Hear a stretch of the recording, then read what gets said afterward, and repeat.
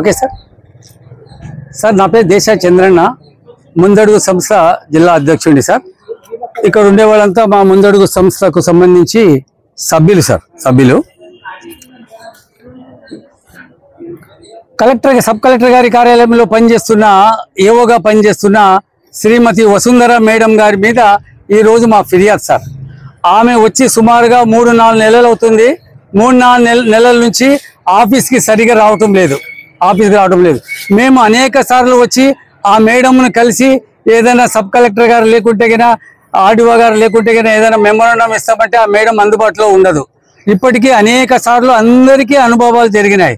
ఆ అనుభవాలను దృష్టిలో పెట్టుకుని ఈరోజు GPRSలో మేము ఆ మేడం గారి మీద ఫిర్యాదు చేశాం. ఫిర్యాదులో 4 అంశములు చెప్పినాం. 4 అంశములు. మొదటి అంశం, ఆ మేడం జాయిన్ అయిన తేదీ నుండి ఈ రోజు వరకు ఫేస్ యాప్ అటెండెన్స్ రిజిస్టర్ ఉంటుంది, దాన్ని చెక్ చేయాలి. అదేవిధంగా మేడం ఆల్రెడీ ఈ 3 నెలలు రాని రోజులు కూడా సంతకాలు పెట్టేసి జీతం తీసుకుని ఉంటుంది.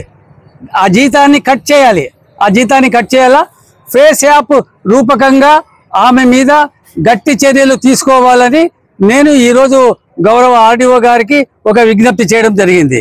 అదేవిధంగా ఆంధ్రప్రదేశ్ ప్రభుత్వం 2001లో GOMS నంబర్ 20 ఆ ప్రకారంగా ఉద్యోగులు, ప్రభుత్వ అధికారులు అందరూ ఎక్కడైతే పనిచేస్తుంటారో అక్కడే నివాసం ఏర్పరచుకోవాలి. ఈ ఏవో మేడం గారు ఎప్పుడు కర్నూలు నుంచి ఆదోనికి వస్తుంది. సోమవారం నాడు మాత్రం GPRS వస్తుంది. ఈ శనివారం లోపల ఎప్పుడో ఒక రోజు వస్తే కూడా 1 గంటప్పుడు వస్తుంది. సో ఈ అధికారులకు, ఉన్నత అధికారులకు, జిల్లా కలెక్టర్ గారికి నేను విజ్ఞప్తి ఏమంటే, ఫేస్ యాప్ అటెండెన్స్ రిజిస్టర్ ఉంది. ఆ ఫేస్ యాప్ అటెండెన్స్ రిజిస్టర్ని ఆధారంగా చేసుకుని ఆమె మీద గట్టి చర్యలు తీసుకోవాలి. ఎప్పుడైతే ఆమె అటెండ్ కాలేదో రెగ్యులర్ అటెండెన్స్ రిజిస్టర్లో సంతకం పెట్టి జీతాలు తీసుకొని ఉంటుంది. రాని రోజులకు జీతాలు తీసుకొని ఉంటుంది మేడం. ఆ జీతాలు కట్ చేయాలా.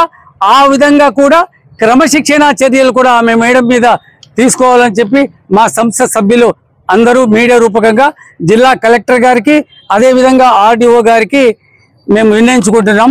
అదేవిధంగా నియోజకవర్గం ప్రజలకు, ముఖ్యంగా యువతకు మీ ద్వారా నేను తెలియజేయడం ఏంటంటే, సమాచార హక్కు చట్టం వచ్చి 21 సంవత్సరాలు పూర్తయింది. ప్రతి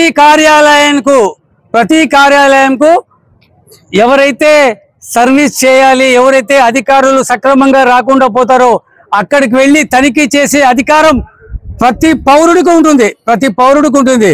పౌరులు ముందు వచ్చి ప్రశ్నిస్తేనే ఏదైనా కానీ మనకు సమస్యలు తీరుతాయి. ప్రశ్నించకపోతే సమస్యలు పేరుకుపోతాయి. ఇలాంటి అధికారులు ప్రతి కార్యాలయంలో 2, 3 ఉంటారు. ఆ విధంగా ఉండకుండా ఉండడానికి యువత ముందుకు రావాలి, ప్రశ్నించడం నేర్చుకోవాలి. దయచేసి మా సంస్థ సభ్యుల్లో చేరండి. ప్రతి కార్యాలయాన్ని తనిఖీ చేస్తామో మనం ప్రతి కార్యాలయం తనిఖీ చేసి ఎవరైతే ఇలాంటి అధికారులు ఉన్నారో అధికారుల మీద మనం ఫిర్యాదు చేసి సమస్యలను పరిష్కరించడానికి మీ వంతు దృష్టిగా ముందుకు రావాలని చెప్పి నేను కోరుతున్నాను సార్. కింది స్థాయి ఉద్యోగస్తులపై చర్యలు తీసుకోవాల్సిన అటువంటి బాధ్యతల్లో ఉండి ఇలా నిర్లక్ష్యం చేయడం తగదు. కరెక్ట్ అంటారు. ఏ రకంగా తీసుకోవాలి సార్ ఇది ప్రజలు? సార్ ముఖ్యంగా నేను ఒక విషయం చెప్తున్నాను, ఇది వాళ్ళది తప్పు. ప్రజల్లో ప్రశ్నించే తత్వం లేకుంటే ఇప్పుడు ఈరోజు ప్రశ్నిస్తున్నాము, రేపటి నుంచి చూడు మేడం, ఆ మేడం లీవ్ అయినా పెడుతుంది, లేకుంటే చక్కగా వచ్చి 10 గంటలకైనా కూర్చుంటుంది. ప్రశ్నించే తత్వం ఎక్కడైతే ఉంటుందో అక్కడ సమస్యలు తీరుతాయి. మీ ద్వారా ఆదోని నియోజకవర్గం ప్రజలకు ఒక విజ్ఞప్తి చేస్తున్నాను. ప్రతి ఏ ఊర్లలో ఉంటారో ఆయా ఊర్లలో ప్రతి కార్యాలయంలో మీరు యువత ఎవరైతే ఉన్నారో వెళ్ళండి. మనం మొబైల్తో ఆయా సీట్లు ఖాళీగా ఉన్నాయో లేవో చెక్ చేసుకోండి. వాళ్ళు 10 గంటలకు రావాలా. 20 నిమిషాలు గ్రేస్ పీరియడ్ ఉంటుంది. ఆ 20 నిమిషాలు గ్రేస్ పీరియడ్ తర్వాత కూడా వాళ్ళు వచ్చినారంటే ఫోటో తీయండి, జిల్లా కలెక్టర్ గారికి ఇవ్వండి. మీడియా ఉంది, మీడియా ద్వారా ప్రజలకు తెలియజేయండి, అధికారులకు తెలియజేయండి. సార్ ఇది తప్పు ప్రజలే సార్. ప్రజలకు ప్రశ్నించే తత్వం ఎవరికి లేదు.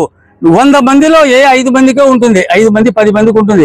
90 మంది నేను, నా భార్య, నా బిడ్డలు, నా వర్క్, నా వ్యాపారం బాగుందా లేదని ఆలోచిస్తున్నారు సార్. ఆ విధంగా ఉండకూడదనే మా తపన. మా సంస్థలో సభ్యులుగా చేరండి. ప్రతి వారము ఒక కంప్లైంట్ GPRSలో ఇవ్వాలా. ప్రతి కార్యాలయాన్ని మనం సందర్శించిన తర్వాత వీడియోస్ తీస్తాం, ఫొటోస్ తీస్తాం. అదేవిధంగా ఈ సమస్యే కాకుండా అధికారులు ఉద్యోగులు లేట్ రావడమే కాకుండా ఇంకా అనేక పనులు కూడా చేయరు. ఇందాక ఏదో మాంత్రికి సంబంధించి నా దగ్గర కంప్లైంట్ వచ్చింది. కంప్లైంట్ వస్తే ఆ VROకి చెప్పాను, ఇప్పుడు వెళ్ళి GPRSలో ఫిర్యాదు చేస్తున్నాం చూడంటే వచ్చి దగ్గరకు వచ్చి మాట్లాడి కంప్లైంట్ రెక్టిఫై మీరు వాపస్ తీసుకోండి సార్, నేను వాళ్ళకి పని చేస్తానన్నాడు. సో ఏదైనా కానీ ప్రజలు GPRSని ఉపయోగించుకోండి. అదేవిధంగా ప్రశ్నించే తత్వాన్ని అలవర్చుకోవాలని చెప్పి నేను మీడియా ద్వారా అందరికీ తెలియజేస్తున్నాను సార్. గ్రామాల్లో కూడా సచివాలయాల్లో కూడా చాలా వరకు 11 గంటలు కానీ 12 గంటలు అంటే కొన్ని సచివాలయాల్లో అధికారులు సరిగా రావడం లేదని చెప్పేసి మీడియాలో కూడా వచ్చిన దాఖలాలు ఉన్నాయి సార్. అంటే వాళ్ళు అంటే నిర్లక్ష్యంగా వహిస్తున్నారా, అంటే ఉన్నతాధికారులు చర్యలు తీసుకోవడం లేదని తీసుకోవచ్చు సార్. ఉన్నతాధికారులు చర్యలు తీసుకోకపోవడం అది ఒక ఎత్తు సార్. ఇంకో ఎత్తు అంటే ప్రజలు ఫిర్యాదు రూపకంగా ఇవ్వాలి. సపోజ్ ఏ గ్రామంలో మధిర గ్రామంలో రాలేదు, ఇస్వి గ్రామంలో రాలేదు అనుకో, అక్కడున్న ప్రజలు ఒక 10 మంది ఒక ఫిర్యాదు తీసుకొని GPRSలో పెడితే అయిపోయా. లేదు అంటే కన్నా ఫేస్ యాప్ అటెండెన్స్ రిజిస్టర్ అడగండి.